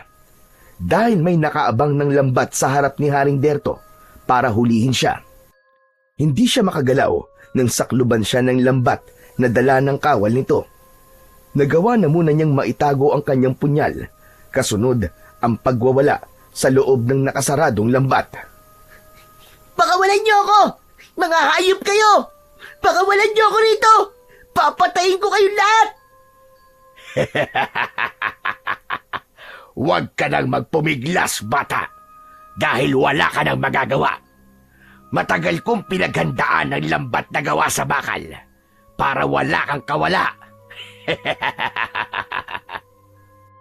Naramdaman ni Jomar na napapaso ang balat niya sa lambat kapag gumagalaw siya. Kaya hinayaan na lamang niya na ilipad siya ng 2 kawal nito at dinala siya sa kaharian ng Sitaro. Dito na niya naramdaman ang init ng paligid dahil sa mga nakasabit na kulungang bakal para sa alagad ng kanyang lolo Espilo. Ibang-iba ang kaharian ng Sitaro dahil gawa yon sa bato. Marami ang kawal na nakatayo na may hawak na sibat at espada. Ang iba naman ay pana. Nilapitan siya ni Haring Derto at ito mismo ang nagtali ng kanyang kamay. Saka hinila siyang papasok sa kaharian nito. Marami ang nagmamakaawa sa kanya na mga bihag. Lahat ng ito ay nakikiusap na iligtas niya. Habang sa dulo naman ng daan ay merong pinaparusahan. Hinahagupit ito ng kadena sa likod. Maya-maya pa ay ipinasok siya sa kulungang gawa rin sa bakal. Pakawalan niyo ako! Bumalik kayo dito! Mga duwag! Pagsisisihan niyo to! Papatayin ko kayong lahat! Nabigo tayo, Apo. Hindi ko alam na pinaghandaan na pala ni Derto ang pagdating natin. Nahulog tayo sa patibong niya. Lolo, kayo po ba yan? Lolo, sinaktan po ba nila kayo? Sandali po, tatanggalin ko lang po ang kadenang nakagapos sa kamay niyo at paa. Huwag na, Apo. Matibay ang kadena. Hindi rin gumagana ang kapangyarihan natin sa lugar na ito. Katulad ng sinabi ko sa iyo, pinaghandaan niya ang pagdating natin at nakalaan na para sa atin ang kulungang ito. Lolo, hindi ko po siya mapapatawad. Nalaman ko po kung anong ginawa niya sa nanay ko. Bakit, Apo? Anong ginawa niya sa anak ko? Sinabi niya po sa akin na ilang beses po niyang ipinagamit ang katawan ng nanay ko sa mga kawal niya. At ang eksenang nadatnan natin kanina ay madalas pong nangyayari sa aking ina. Binababoy po nila ang prinsesa ng Atero. Mga hayop sila. Pagbabayaran nila ang ginagawa nila sa aking anak. Ako mismo ang papatay sa Derto na yan. Hindi ko sila mapapatawad. Lolo, paano po tayo ngayon? Walang mag-aalaga kay nanay. Hindi na po tayo yata makakatakas dito. Hindi, Apo. Gagawa tayo ng paraan. Hindi pwedeng makulong lang tayo rito. Kailangan nating mabigyan ng katarungan ang mga nangyari sa anak ko. Halos dumugo ang mga kamay nila pareho, makawala lang sa mahigpit na pagkakagapos ng kadena sa kanilang mga kamay. Kulang na lang ay wasakin ng dalawa ang kadena para lang makatakas. Galit na galit si Lolo Espilo sa mga nalaman nito mula kay Jomar. Kaya habang pinipilit nitong tanggalin ang kadena, ay masaganang luha rin ang umaagos sa pisngi nito. Habang si Jomar naman ay pinapalabas ang kanyang marka sa noo. Isang taimtim na panalangin ang ginawa niya at kasabay ng malakas niyang pagsigaw ang pagliwanag ng kanyang mga mata. Bumalot ang kulay berdeng liwanag sa buo niyang katawan at natanggal ang kanyang gapos sa kamay.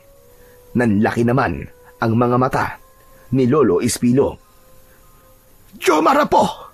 Paano nangyari yan? Paano mo nagamit ang iyong kapangyarihan sa sagradong kulungang ito? Nakalimutan niyo po ba na may dugo po akong si Taro? Taglay ko po ang lakas ng dalawang kaharian. Kaya kahit sa dila ko dalhin, hindi sila magtatagumpay na pigilan ako. Kahit ang patayin ako, hindi nila magagawa dahil sa markang lumalabas sa akin noo. Nalaman ko rin po na kapag gumagamit ang kalaban ng puwersa o kapangyarihan, ay mahihigop lamang ito ng aking markang tatsulok na nasa aking noo. Hanggang sa maging malakas na po ako at magkaroon ng kapangyarihan ng katulad ng sa kanila. Ikaw na nga. Totoong ikaw nga ang batang nakatakda, Apo. Salamat sa Diyos. Ibinigay ka ng bathala sa amin. May mga biyag po nakatakas kanina, Lo. Hahanapin po natin sila. Iipunin po natin ang inyong hukbo. Lalabanan po natin at tatapatan ang mga kawal ni Haring Derto. Ngunit mas marami sila, Apo. Hindi natin sila kayang labanan ng harapan. Ang mabuti pa po, Lo, tumakas na po muna tayo. Dito po tayo magdaan sa bintana. Lo, ano po bang klaseng kaharian ito? At lahat po ay gawa sa bato. Isa itong uri ng kuweba na may lagusan papunta sa kaharian ng Atero. Kaya madali kaming nabiyag ng mga yan. Ang kailangan natin ngayon ay maging alerto. Dahil bawat lagusan ng kaharian, ito ay may nakabantay na mga kawal.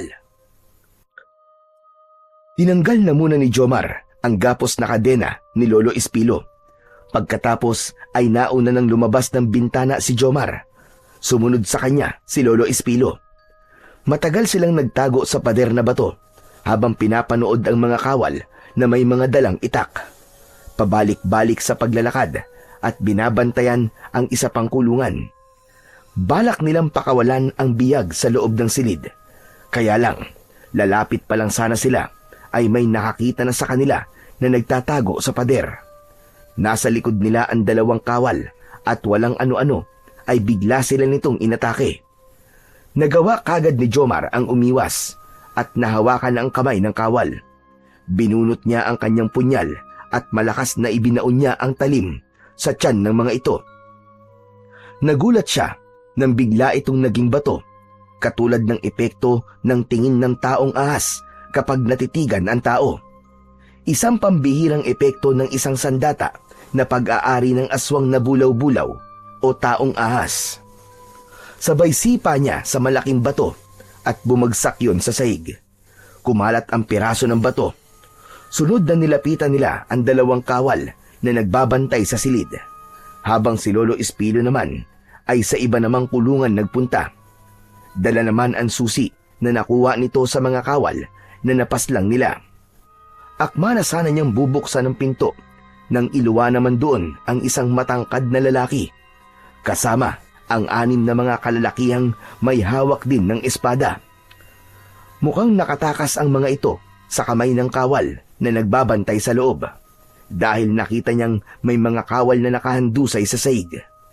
Nagkatitigan silang dalawa ng matangkad na lalaki. Hindi niya alam kung bakit biglang tumulo ang kanyang luha at ang lalaki naman ay nanginginig ang labi habang naluluwa. Sino ka? Anong ginagawa ng isang bata sa lugar na ito? Si Lolo Espilo na bagong dating ang sumagot, kasama ang iba pang mga biyag na naitakas na nito sa kulungan. Siya ang anak mo, Eliasar. Siya, si Matirno, na ngayon ay si Jomar. Nagawa namin makaligtas sa mga umahabol sa akin. Nagawa ko siyang maitago sa mundo ng mga tao. Binitiwan ni Eleazar ang espada nito at buong higpit na niyakap si Jomar. Halos hindi siya makahinga sa mahigpit na pagkakayakap ng kanyang ama sa kanya. Humagulgol ito ng iyak at ganun din siya. Hindi siya makapaniwalang ibang-iba ito sa haring si Derto. Tay, salamat po sa Diyos at buhay kayo. Eleazar, kailangan na nating umalis sa lugar na ito. Bilisan mo, baka makalata ang ibang mga kawal. Tara na! Magkakasamang lumabas ng kulungan ang mga bihag at sina Jomar, Eleazar at Lolo Espilo. Ngunit paglabas nila sa pintuan ng yungib ay nagulat sila sa kanilang nakita. Ang isang batalyong mga kawal ni Haring Derto ay nakaabang na sa kanilang paglabas. Nasa likod nito ang mga nakahandang mga kawal nito. Ang hihina talaga ng mga isip nyo. Hindi ba nyo napansin na patibong ko lang ang lahat para mahuli kayo sa bitag ko? Ang gusto ko lang naman ay makita ang pagbagsak ng batang papatay daw sa akin sa mismong harapan nyo. Patutunayan kong kasinungalingan lang ang sinabi ng babaylan. Tigilan niyo na to, Amang Hari. Wala ka na magagawa. Si Jomar na ang dapat na tumayo sa inyong trono. Hindi maaari. Mapapatay na muna niyo ko bago niya makuha ang trono ko. Hindi ko kailangan ng trono nyo. Kung magiging masama lang din akong katulad nyo. Mas gugustuhin ko pang mamatay kesa ang maupo sa upuan ng masamang hari na kagaya nyo. Wala akong pakialam sa sasabihin mo, bata ka. Hindi ko hahayaang mabuo ang pamilya mo. Papatayin ko kayong lahat. Hawak ko ang mga buhay nyo. Wala kayong pag-aari. Hindi nyo hawak ang buhay namin. At kung yan ang gusto nyo, pagbibigyan ko kayo. Uubusin ko ang mga kawal nyo at ibabalik ko sa inyo ang sakit ng ginawa nyo sa aking ina. Pati na ang pagkuha sa mga oras at panahon na dapat sana'y kasama ko sila. Sinira nyo ang buhay ko, kaya wawasakin ko naman ang kahariang iniingatan nyo. Pinangunahan ni Jomar ang hukbo sa madugong sagupaan. Hindi siya nagdalawang isip. Mabilis niyang inilabas ang kanyang punyal. Itinuro ang direksyon ng kalaban at buong tapang niyang isinigaw ang utos. Sumunod naman ang kanyang mga kawal. Sinunggaban nila ang kanilang mga kaharap na kalaban. Itinaas ng mga bihag ang kanilang mga espada. Sumigaw ang mga ito na lalaban sila hanggang sa huling hininga ng kanilang buhay at lumusob ng walang pag-aalinlangan. Sa bawat takbang, naramdaman ni Jomar ang bigat ng responsibilidad. Ngunit hindi siya natinag. Alam niyang nasa kamay niya ang kinabukasan ng kanyang kaharian.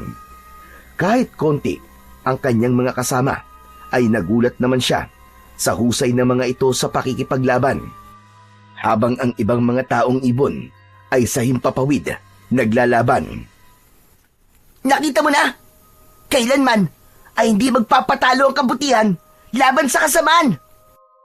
Humanda ka na, Haring Derto. Mamamatay ka na ngayon sa mga kamay ko. Malakidlat ang ginawang paglipad ni Jomar at bawat lapit niya sa hari ay nasusugatan niya ito sa katawan gamit ang kanyang punyal. Kailangan lang niyang maitarak ang punyal sa mismong dibdib nito at sakto sa pagbaba niya sa lupa ay naluhuran niya sa dibdib si Haring Derto. Bumagsak ito sa lupa habang nakadipa ang kulay asul nitong pakpak.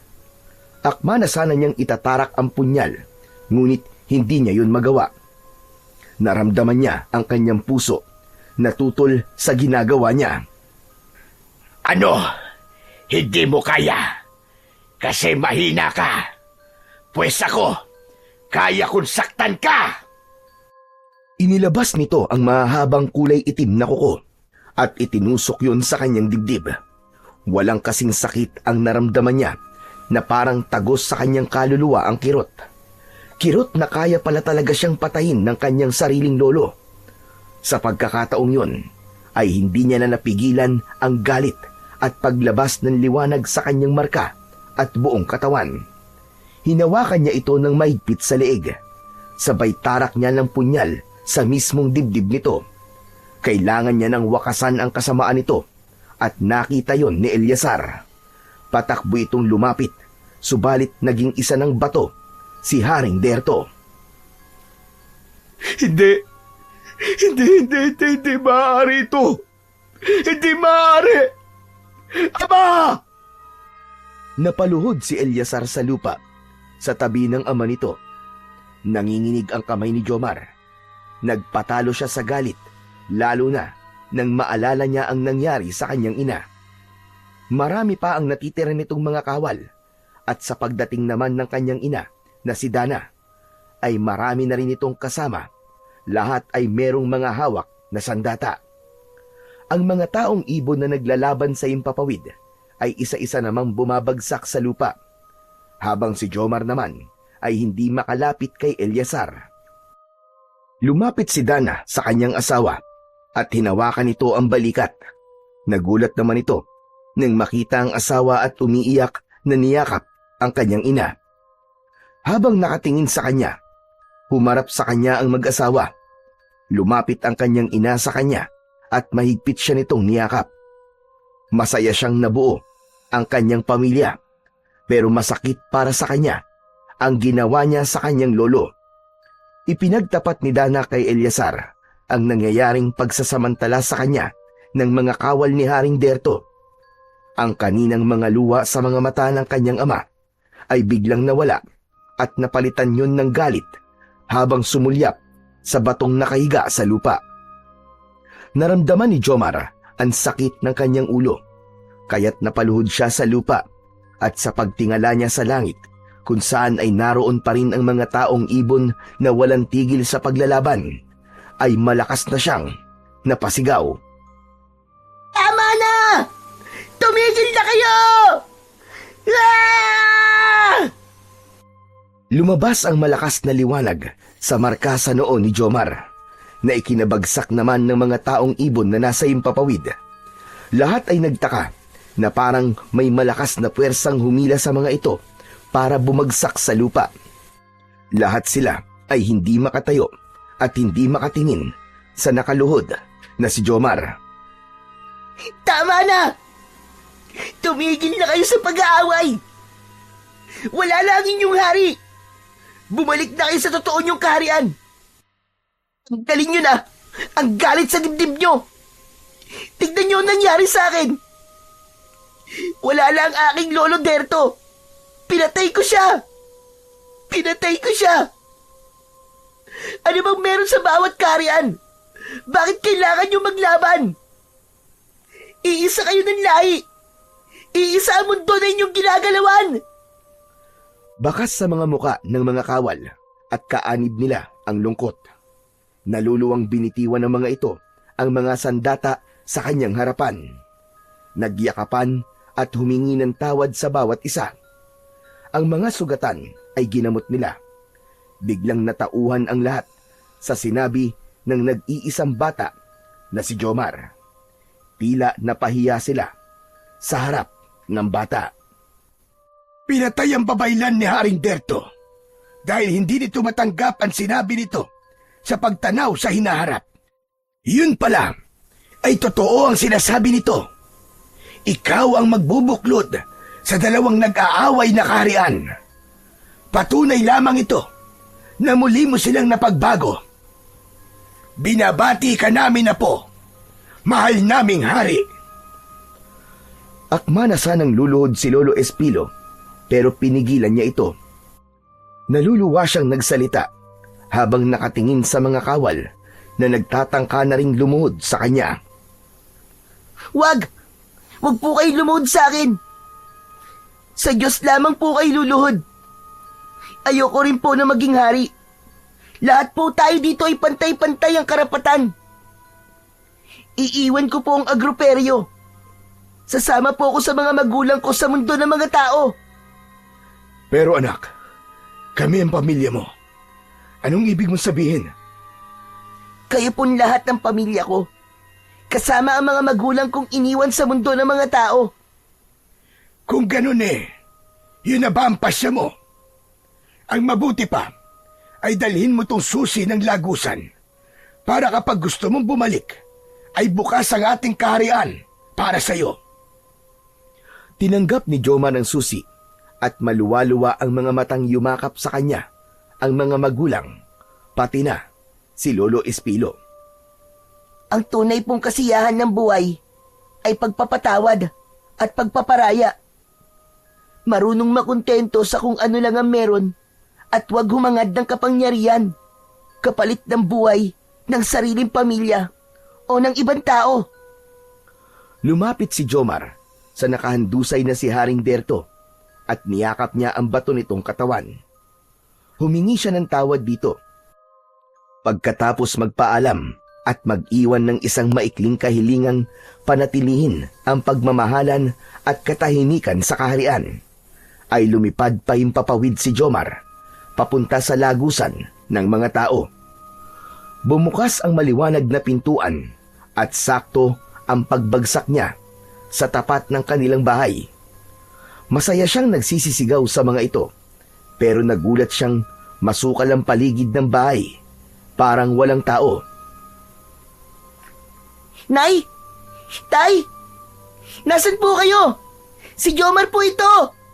Nay! Tay! Maya-maya pa ay narinig niya ang mga yabag ng mga paa at nagulat siya sa paglabas ng kanyang mga magulang sa pinto. Umiiyak ang mga ito nang makita siya. Bahagyang tinubuan ng mga ito ng maputing buhok sa ulo, kaya lalo siyang nagtaka. Nay? Tay? Anak ko, Diyos ko, ang tagal mong nawala. Bumalik ka! Halos mag-unahan ng mga ito sa pagyakap sa kanya. Maging ang kanyang ina na walang tigil sa pag-iyak ay mahigpit na yumakap sa kanya. Masaya siya at iba ang ligayang nararamdaman niya sa piling ng mga magulang na nagpalaki sa kanya. Nalaman ni Jomar na ang ilang oras na pagkawala niya sa mundo ng mga tao ay taon ang katumbas noon. Akala niya ay ilang oras lang siyang nawala. Halos 5 taon din siyang nawala sa piling ng kanyang mga magulang. Nawala ang sigla sa bahay na yon. At nang bumalik siya sa piling ng mga ito, ay muling bumalik ang saya at sigla sa bahay ng mag-asawa. Isang patunay na walang katapat na halaga ang isang buong pamilya na lubos na nagmamahalan. Si Jomar ay bumibisita na lamang sa kanyang mundo sa agroperyo bilang pagpapanatili ng katahimikan sa kaharian. Muling nagpakasal ang kanyang mga magulang sa mundo ng mga taong ibon at nagkaroon pa ng 2 anak, 2 kapatid na madalas niyang isama sa mundo ng mga tao. Wala na siyang mahihiling pa sa Panginoong Diyos, kundi ang manatili ang katahimikan sa bawat kaharian, pati na sa mundo ng mga tao. Makikita ang malapad na pakpak ng lawin na tumutubo sa likod ni Jomar sa tuwing lumilipad ito sa himpapawid, habang nagbabantay sa buong paligid. Tumatanaw-tanaw, naghahanap ng mga masasamang elemento na kanyang pupuksain bilang isang tagapagligtas sa kanilang baryo, maging sa buong sanlibutan.